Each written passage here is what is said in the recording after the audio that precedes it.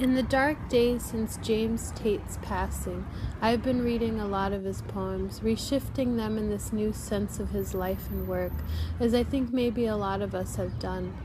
A favorite poem of mine has always been Read All the Great Poets, because I've always seen that poem as a kind of ars poetica, especially the second to last stanza, which reads, "People read poems like newspapers, look at paintings as though they were excavations in the city center, listen to music as if it were rush hour condensed. They don't even know who's invaded whom, what's going to be built there, when, if ever. They get home, that's all that matters to them. They get home alive." It's true, some people do and can have a tendency to read poems as if they are these things that you can safely enter and leave at will. They want a sad poem to make you sniffle a little, but not wail. They want a funny poem to make you say, "Ah, how clever," but not belly laugh. They want a poem about sex to be erotic, but they don't want to think about fucking towards an inevitable death.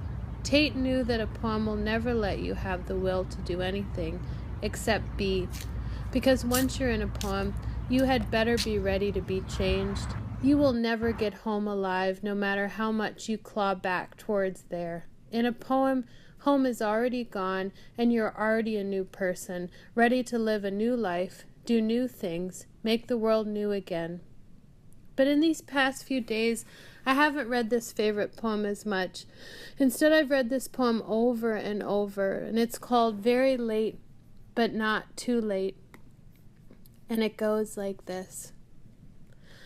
I was the last one to leave the party. I said goodnight to Stephanie and Jared. They were already in bed. In fact, they were making love, but they stopped and thanked me for coming. Walking down Kellogg Street with the full moon lighting my way, I wondered who those people really were and why they had invited me. I had felt like a spy all evening, absorbing useless bits of information. It's amazing what people will tell a complete stranger. At the end of Kellogg, I turned right on Windsor. A woman was standing under the streetlight. She looked frightened. "Do you need help?" I said. She was hesitant to speak, but finally said, "I'm lost." "Where are you trying to go?" I asked. "Richard Street," she said. "My aunt lives there." "That's not far from here," I said. "I'll walk you there." And so we walked. I could tell she was still a little apprehensive. Her bus had gotten in late, and she had expected her aunt to meet her, and no one answered the phone when she tried to call her.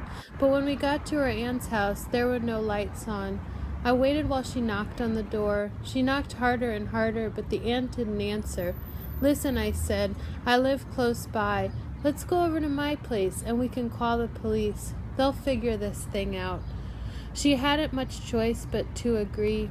We walked in silence, a smooth, rich flow of it, and when she reached out and held my hand, I felt as though my life had begun. I'm not sure why I've focused on this one particular poem, but it does represent particularly what Tate has taught us. In the poem, the speaker feels empty, but then he finds a purpose, this lonely woman who he can save, or maybe she can save him. It's a romantic with a capital R poem, because it states that within the act of the journey there is always hope. Because it somehow insanely believes that even though, to quote my best friend, evil always wins, underneath this reality is the idea that life can start again, that a life has only begun on a night road traveled already so many times, that as my grandmother used to tell my mother, love is always right around the corner, that we are never too late for a new beginning. These are good things to think about. Without these considerations, what is life? James Tate was my teacher, and he gave me immeasurable lessons both in and outside of the classroom, both in and outside of the space of the poem. The past few days, I have been remembering his feedback in class and how much he loved using the word wild. When he used that word about your poem, you knew you had done something right. I remember distinctly the first time he used it on my poem. I had included the image of an ostrich, and for some reason he commented just kind of matter-of-factly, "Wow, that's pretty wild." All the accolades of my nerdy youth fell away in that moment. Now this is what I want a poem to do, I thought. It's a test I give myself of my work every day.